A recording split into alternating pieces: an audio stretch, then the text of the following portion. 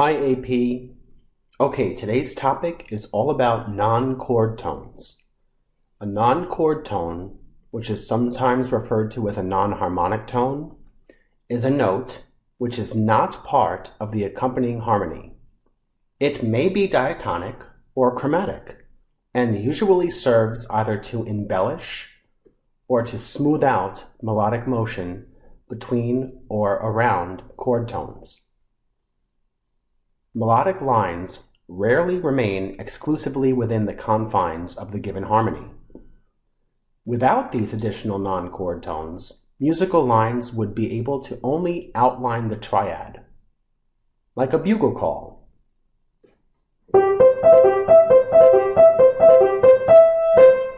or proceed in a homophonic texture. Consider the following two examples. The first one I'll play for you, example 1, is without non-harmonic tones or non-chord tones. Let's listen. F major. Here is example 1.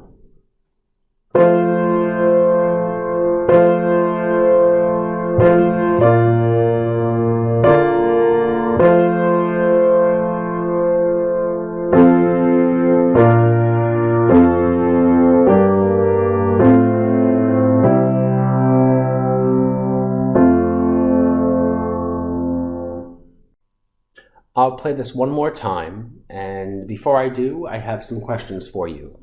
What type of cadence is at the end? Hopefully you said perfect authentic, because do is in the highest voice, and the progression at the end is 5-1, sol to do in the bass. Okay, here is example 1, played one more time, without any non-chord tones.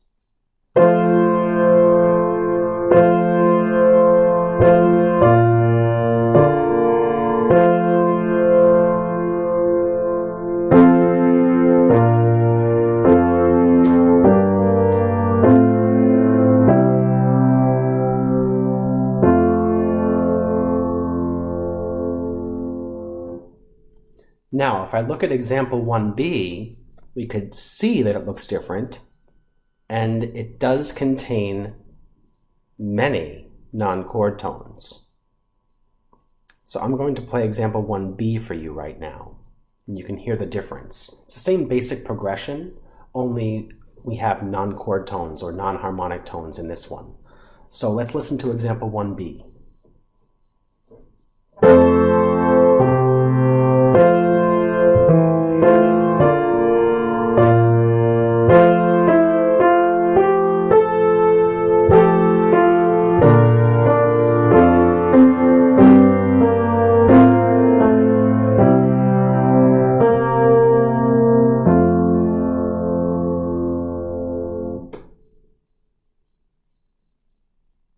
And I'm going to play example 1B one more time.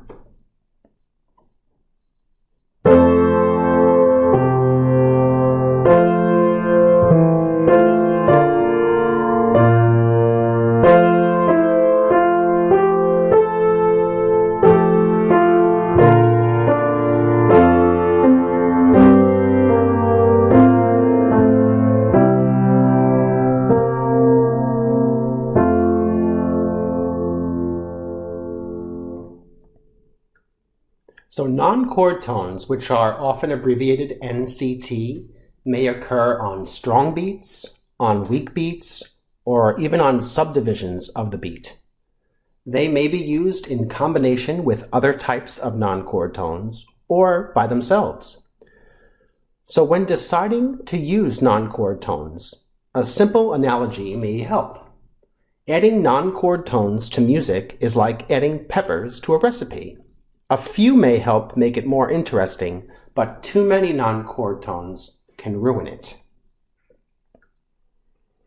Depending on how they and when they are approached and resolved, non-chord tones function in a variety of ways. Some function primarily melodically, helping to embellish or smooth out a line. Others function primarily harmonically, creating greater harmonic tension and release. I'm going to show you a table at the end of this video with various types of non-chord tones.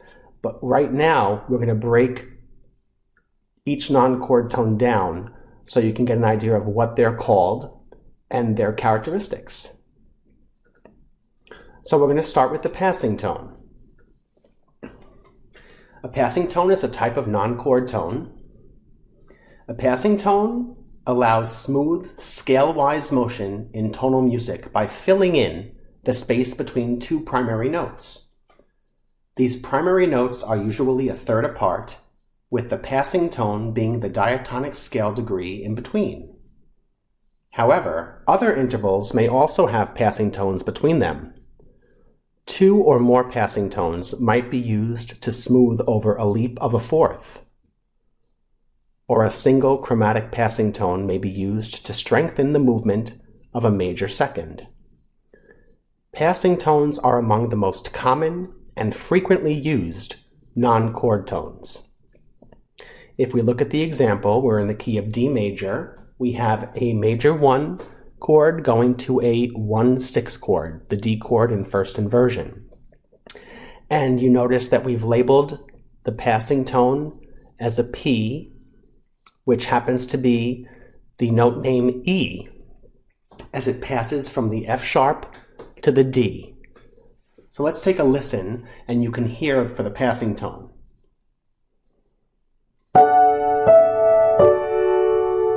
Here it is again. And one more time. If I go back to what I played originally down here, you can see in example 1B that we can spot a passing tone in the alto voice right here. As it goes from the A to the F, the G is the one that passes between those two notes. I can spot another passing tone right here, another G, as we have the F before it and the A after it.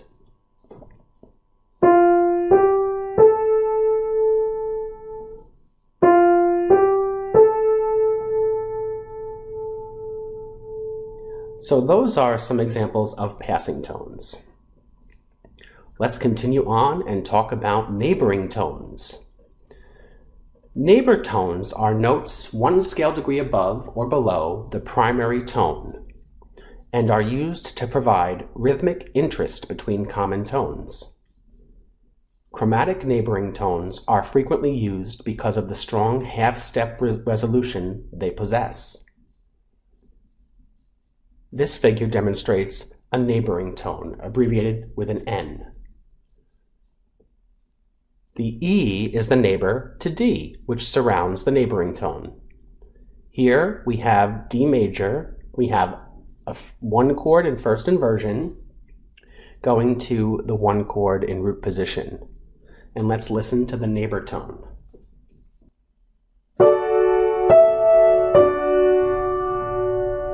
It's important to realize that the neighbor tone is surrounded by the same pitch, which is D in this case. Let's listen again.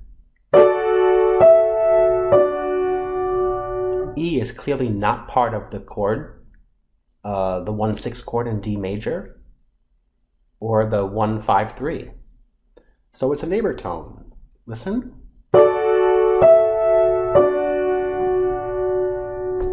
And there you have neighbor tones. I wonder if we can find any neighbor tones on the previous page in our example down here. Let's see. So here I found a neighbor tone in the alto voice. Oh, I found another passing tone in the tenor voice. Passing tones I'll do red, neighbor tones I'll do purple. So that's an example of a neighbor tone. So I'll play example 1B again, and I'm going to try to stress the notes that we have circled so you can really hear the red passing tones and you can hear the purple neighboring tone. So let's take a listen to this again.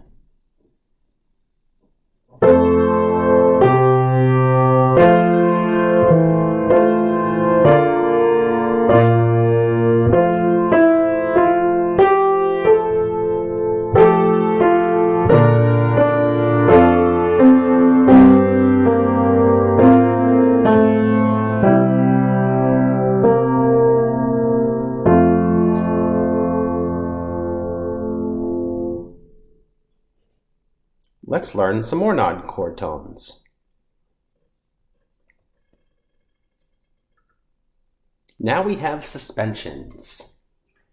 A suspension holds a consonant chord tone beyond the chord to which it belongs and into the next chord before dropping down a step to resolve. A suspension has three parts: a preparation, which is the initial consonant attack; a suspension, that's when the chord changes, but the suspended note doesn't; and then finally a resolution, when the suspension proceeds down to the consonant chord tone a second below. When several suspensions occur in a row, they are referred to as a chain of suspensions. Example 1b has an example of this in the third complete measure, which we'll take a look at.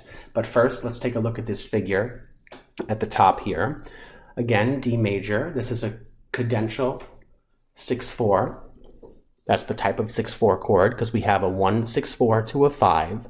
Notice that sol, or the fifth, is in the bass, so we're going to hear sol, sol. And in our 1/6/4 chord, we have a D, F sharp, A. In the 5 chord, we don't have a D. So that's the actual suspension, the D labeled S in the 5 chord.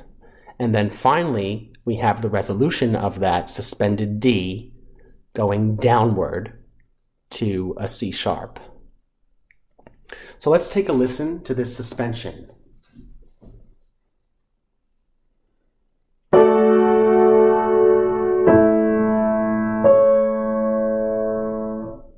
Listen again.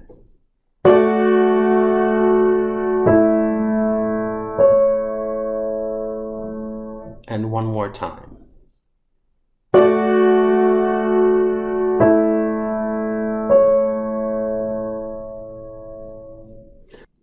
So I'm back to example 1b, and recall that a suspension holds a consonant chord tone beyond the chord to which it belongs to, and in the next chord before dropping down a step to resolve.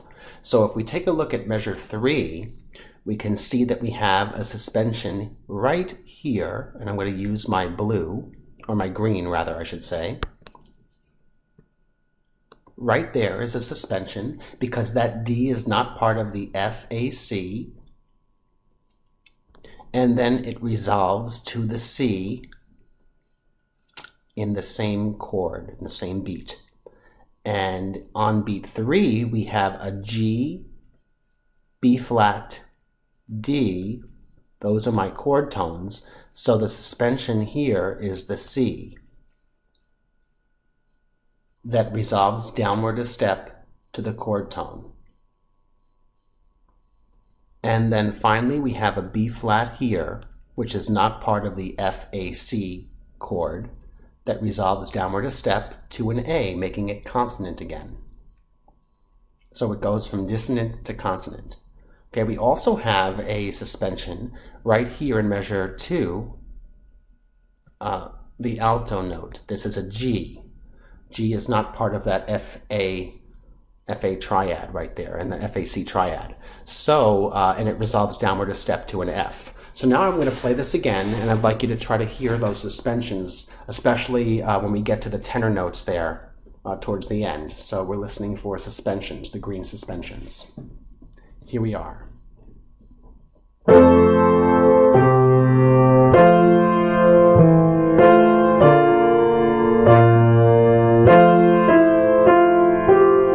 Here's one.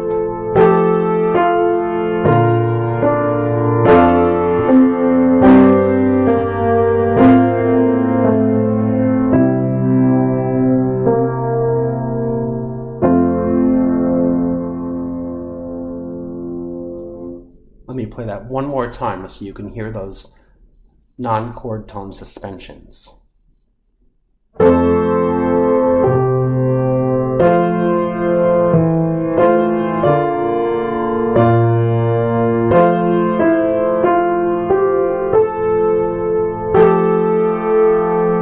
stopped there for a moment only so you can hear the dissonance before resolving to consonants. Listen to the dissonance. and it just resolved. That's why the G is the suspension. Let me continue on.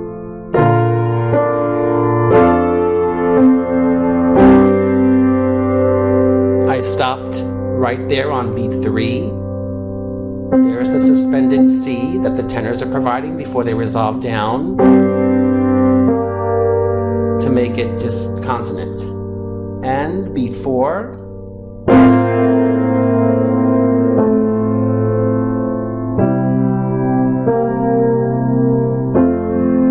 So the whole example played without stopping sounds like this. And we can listen for all of our non-chord tones so far, our passing tones, our neighbor tone, and our suspensions. Let's listen.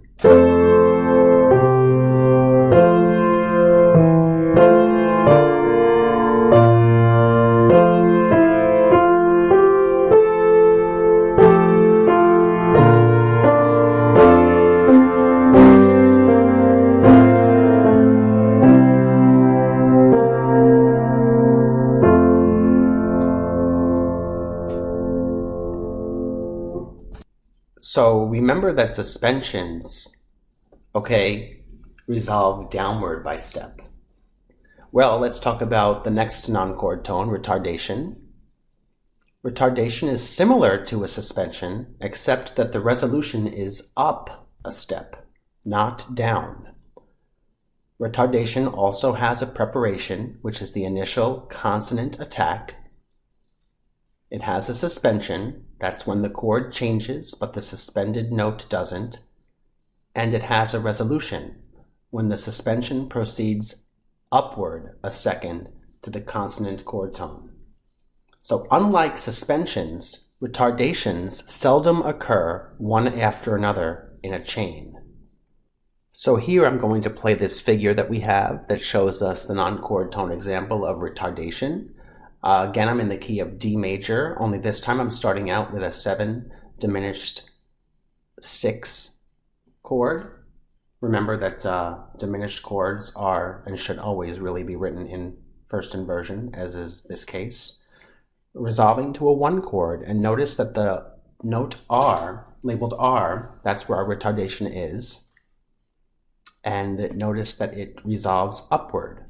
The C sharp is the retardation non-chord tone because it's not in the 1 chord in D major.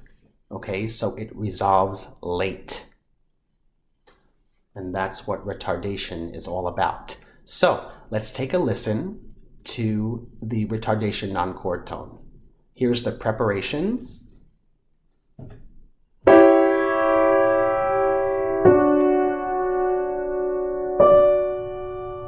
To the resolution.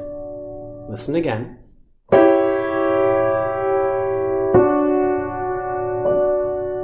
And that C sharp is just holding on and lingering on until it finally resolves upward. One more time.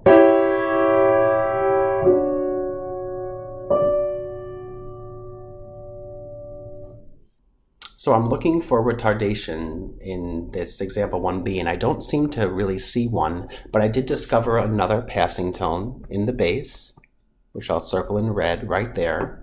That E is not part of the first chord, and the bass notes are traveling in the same direction downward, F to E, which is the non-chord tone, to a D, which is part of the next chord. So let's listen again to this whole example.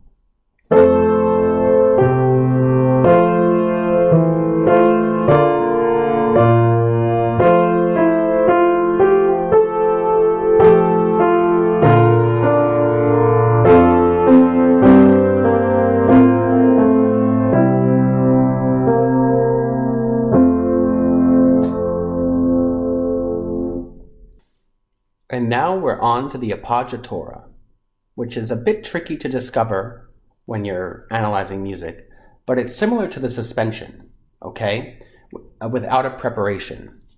The appoggiatura is a non-chord tone that occurs on the beat that's accented and resolves downward by a step.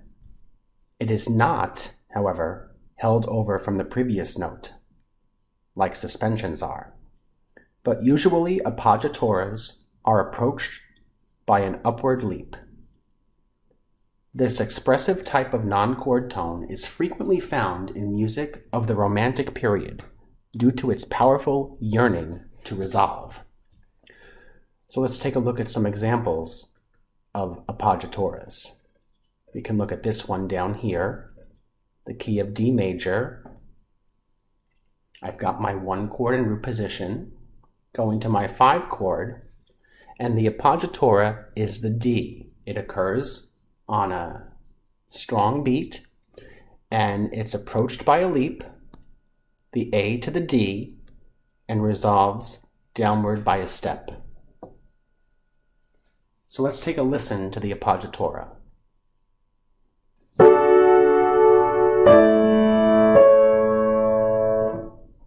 Listen again.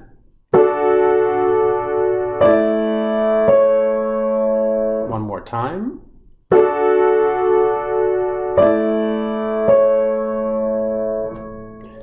And let's look at some other examples of appoggiaturas. Here's an example. So again, the appoggiatura is approached by a skip and then steps in the opposite direction. So here we have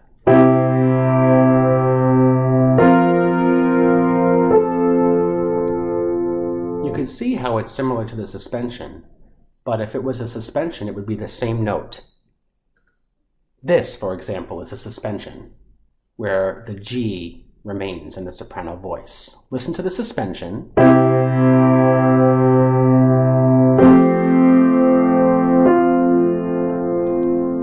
But if we go back to the appoggiatura, we notice that it's approached by a leap and resolved by a step in the opposite direction. And the appoggiatura always occurs on a strong accented beat. Let's listen to the appoggiatura one more time.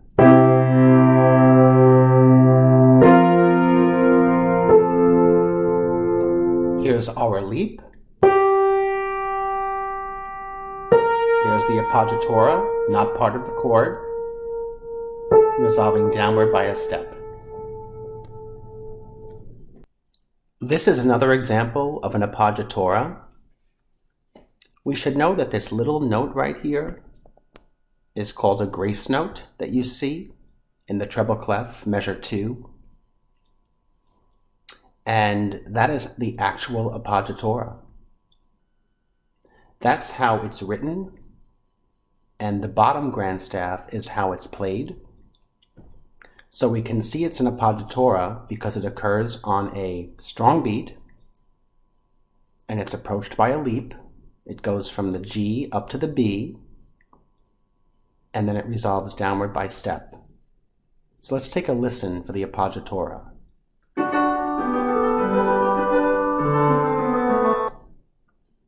One more time.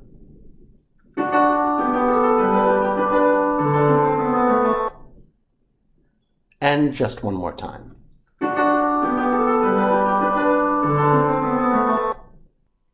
Here's another example of an appoggiatura in this Mozart sonata. So we're starting off in C major. We have a 1 chord to the 5 chord, and then ending on the 1 chord. You can see it bracketed there. By the way, this is a great review to talk about what technique is used, what accompaniment technique is used in the left hand when you hear this.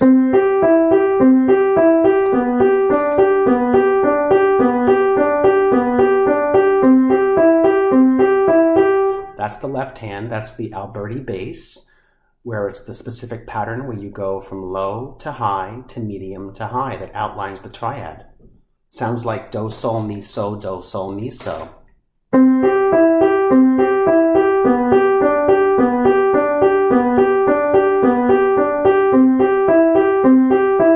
can hear when it changes to the 5 chord.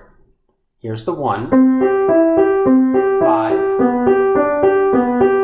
5, 1.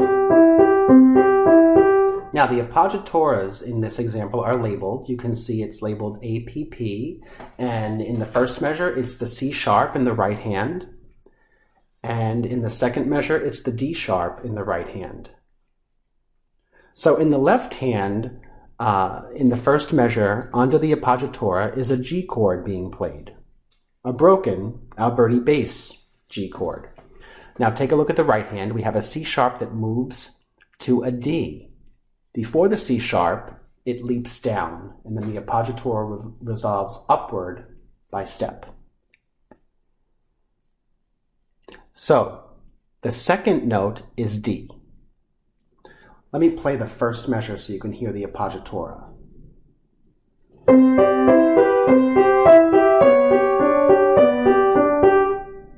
Hopefully you heard it. Listen again.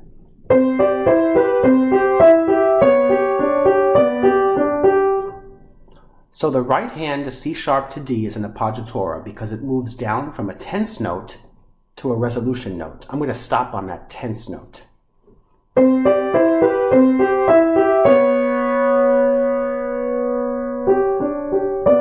And then it resolves.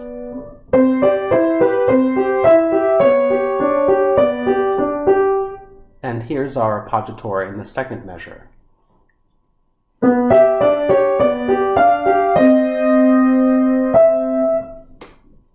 Let me play the whole thing for you.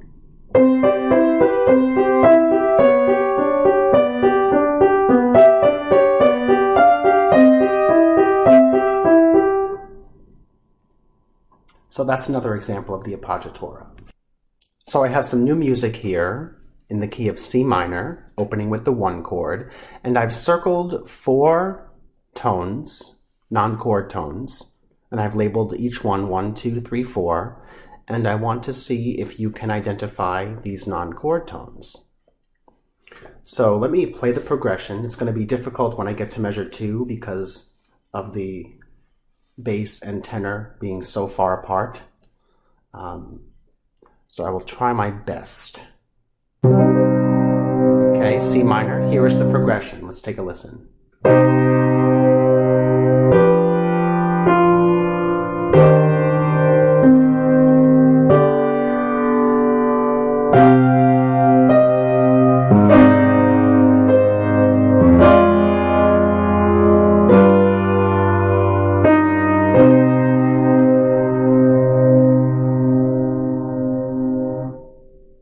And one more time.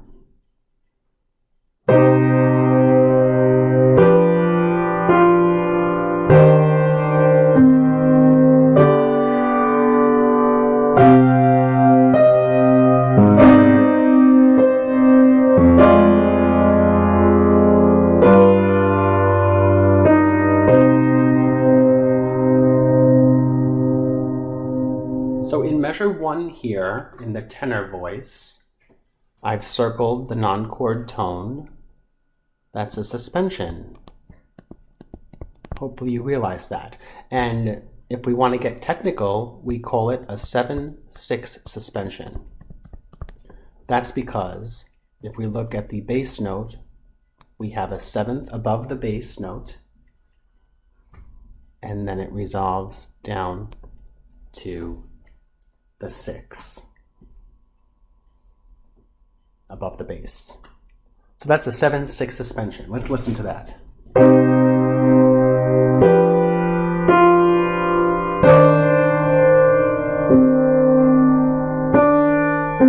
That's what we're really listening for. Listen again.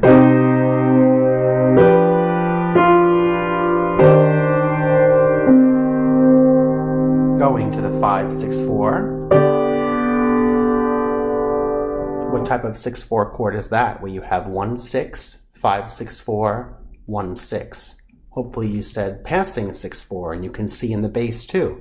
Remember, a passing 6/4 chord will have the same chord on either side of the 6/4, with one of them being inverted.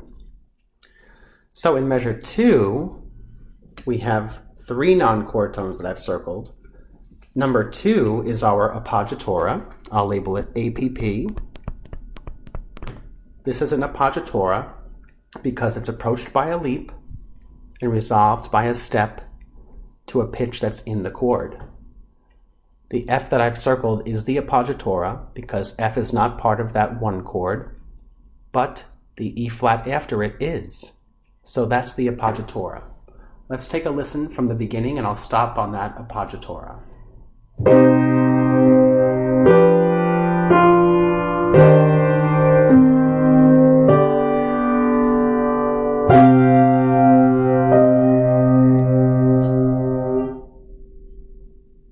play the whole thing and maybe you can figure out 3 and 4.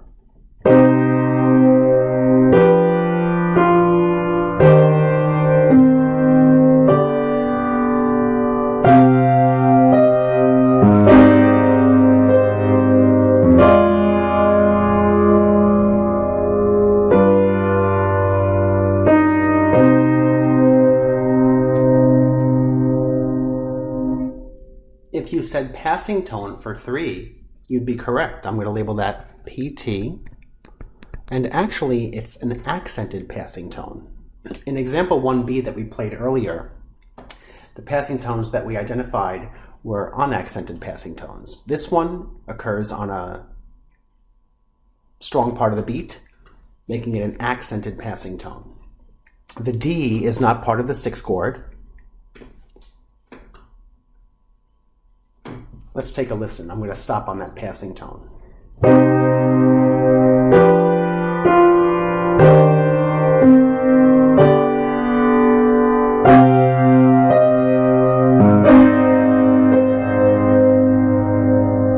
And I can continue on.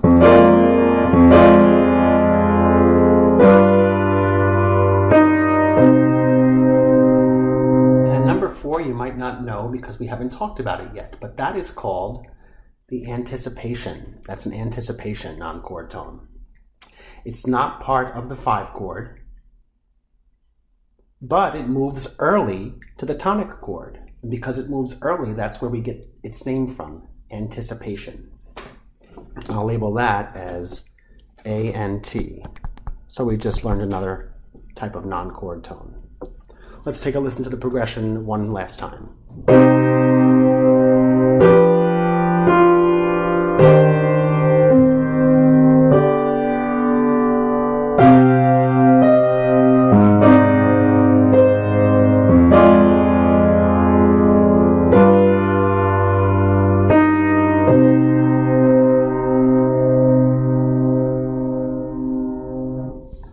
To wrap up this video, which we'll call part 1 of non-chord tones, let's just read up a little bit more about anticipation that we just talked about. So, as the name would suggest, an anticipation is a note that just couldn't wait for the next chord, and so it's going to sound early. It is approached by either a step or a leap from a consonant note to the dissonance, then usually resolves by step. When resolved by a leap, it is often referred to as a free anticipation. So let's take a look at this figure. In the key of D major, I have a 5-7.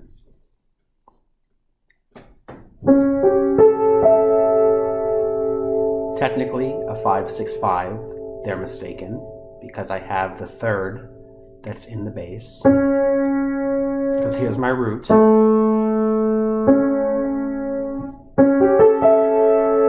And notice the anticipation is the F sharp, that's in parentheses, because the F sharp is part of the tonic chord, which it's going to resolve to, but the F sharp gets there early before the rest of the 1 chord.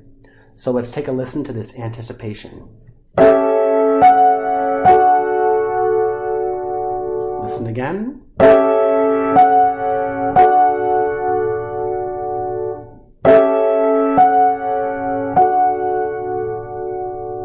So we have some more non-chord tones to talk about in the next video. Hopefully you learned a little bit about the passing tone, the neighboring tone, suspensions, retardations,